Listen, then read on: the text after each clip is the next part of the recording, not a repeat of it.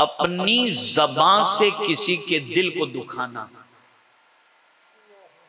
ये भी मामूली गुनाह नहीं।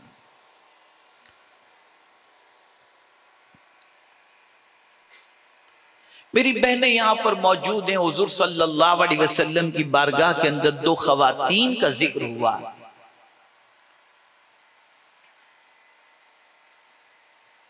एक खातून के बारे में सहाबाए किराम अलैहिमुर रिदवान ने अर्ज किया, या रसूलल्लाह सल्लल्लाहु तआला अलैहि वसल्लम,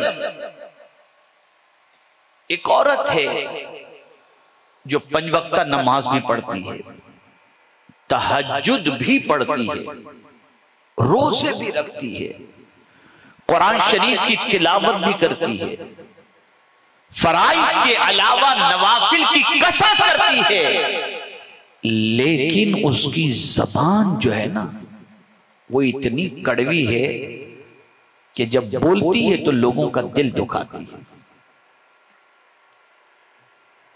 और एक औरत ऐसी है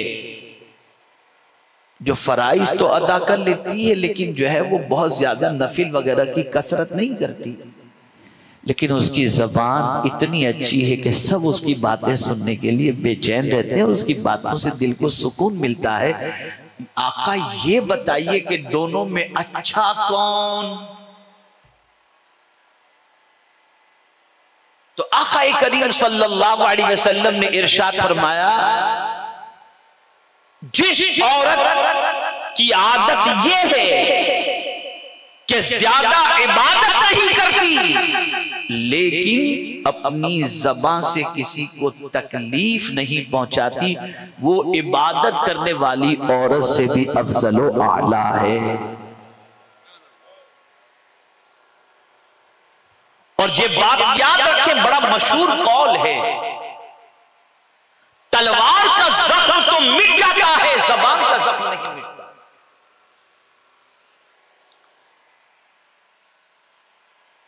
इसलिए अपनी ज़बान से किसी को तकलीफ न पहुंचाओ। हुजूर सल्लल्लाहु अलैहि वसल्लम से पूछा गया, मुसलमान कौन? मल मुस्लिम या रसूलल्लाह सल्लल्लाहु अलैहि वसल्लम। तो सरकार सल्लल्लाहु अलैहि वसल्लम ने फरमाया, जिसकी ज़बान से मन सलिमल मुस्लिमून बिलिसानिही व बियदिही, जिसकी जबान और हाथ से दूसरा मुसलमान महफूज हो, सही मानों में वही मुसलमान है। आज देख लें आप,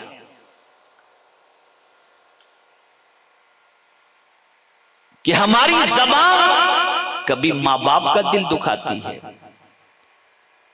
कभी रिश्तेदार का दिल दुखाती है, कभी दोस्तों का दिल दुखाती है, कभी किसका दिल दुखाती हुई नजर आती है। तो जबान की हिफाजत करो, ज़बान से किसी का दिल न दुखाओ, बल्कि तरगीब व तरहीब की एक हदीस मुबारका मैं आपकी समाअतों के हवाले करूं, उससे आप जबान से राहत पहुंचाने का फायदा महसूस कर सकें। अगर किसी औरत का बच्चा गुम हो जाए या इंतकाल कर जाए, बच्चा गुम हो जाए या इंतकाल कर जाए, और उस परेशान हाल औरत को कोई तसल्ली दे, ये कहे कि माई गम न कर, तेरा खोया हुआ बच्चा तुझे मिल जाएगा, या इंतकाल हो गया तो कहे माई फिक्र न कर, अल्लाह तेरे बच्चे को जन्नत अता फरमाएगा, मगफिरत फरमा देगा, तसल्ली अता करे। तो आप जानते हैं ये तसल्ली के जुमले का सवाब क्या है? हुजूर सल्लल्लाहु अलैहि वसल्लम फरमाते हैं, जो शख्स उस औरत को तसल्ली के जुमले कहे, अल्लाह कल बरोज़े क़यामत उसे जन्नत का लिबास अता फरमाएगा, जन्नत का लिबास।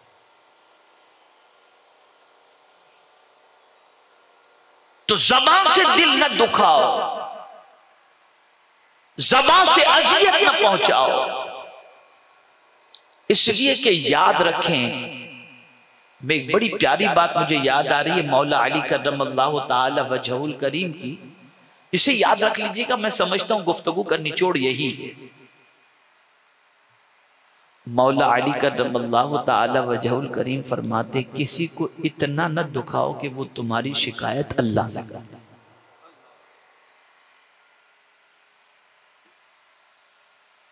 किसी को इतना न दुखाओ कि वो तुम्हारी शिकायत अल्लाह से कर दे।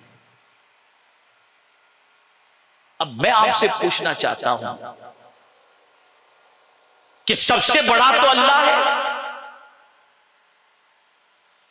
और उसी के दस्ते कुदरत में सब कुछ है,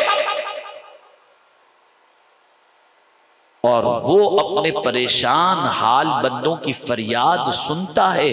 कुरान कहता है अम्मा युजीबुल मुत्तर्रा इज़ा दआ, कौन है जो बेकरारों की फरियाद सुनता है? अल्लाह ही तो है,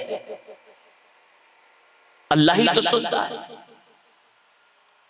इसलिए याद रखें, दिल न दुखाएं किसी का। हुजूर सल्लल्लाहु अलैहि वसल्लम फरमाते हैं, मन अज़ल मुस्लिम फ़क़द अज़ानी व मन अज़ानी फ़क़द अज़ल्लाह व मन अज़ल्लाह काना युदखिलुहुन नार। जिसने किसी मुसलमान को अज़ियत पहुंचाई, सरकार फरमाते उसने मुझे अज़ियत पहुंचाई, और जिसने मुझे अज़ियत पहुंचाई उसने अल्लाह को अज़ियत पहुंचाई, और जिसने अल्लाह को अज़ियत पहुंचाई उसका ठिकाना जहन्नम है, उसका ठिकाना जहन्नम। मैंने आज कब्र में जिन गुनाहों की वजह से अज़ाब होने वाला है, उनमें से चंद गुनाहों का ही आपके सामने मैंने जिक्र किया है। और भी बहुत सारे गुनाह हैं जिनकी वजह से अल्लाह अज़्ज़ व जल कब्र के अंदर अज़ाब अता फरमाता है।